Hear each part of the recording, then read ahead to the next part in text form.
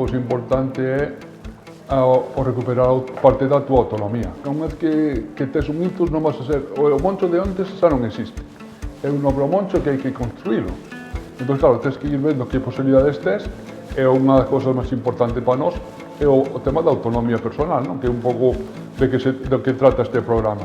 Pois cando nós estamos no hospital, estamos nunha burbulla que, claro, non somos conscientes, primeiro, do que nos pasa, e segundo, tampouco somos conscientes de que meta podemos chegar a alcanzar.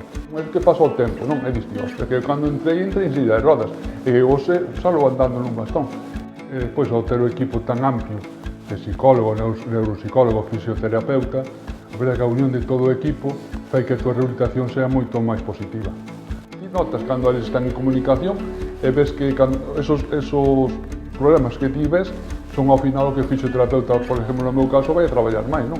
Vai traballar máis o medo que non o feito de andar máis rápido. Entón, esas cousas sí que se notan un montón. Cando ti xa entres nese círculo de decir, non, as cousas teño que facelas eu por mí mesmo, é cando te das conta de que hai que empezar a traballar e a mellorar a autonomía personal.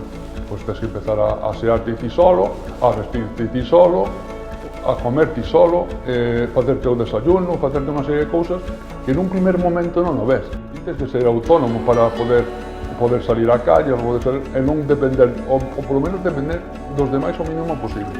E aí é cando empezas ti un pouco a autorrealizarte, non? Ves que as cousas as fas ti sola, pois isto tamén é un estímulo moi importante para cada un de nós. Pois a miña experiencia foi moi positiva.